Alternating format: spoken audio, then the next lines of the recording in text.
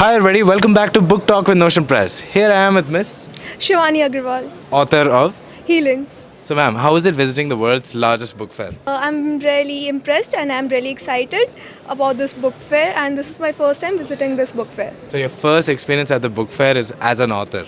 Yeah, this is my first time and I have published, this is my second book actually, Right. but this is my first time coming to this book fair. Like what is some of the best feedback you've gotten about your book?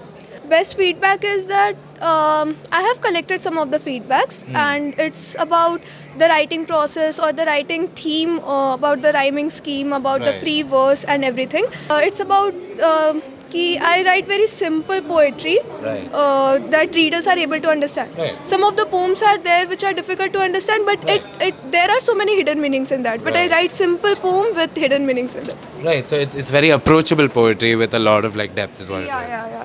So if you had to give some advice to our community of budding writers, what would that be? Okay, so my advice for you all guys is that never be afraid of anyone for publishing your book or for writing your thoughts or for your own process. Never be like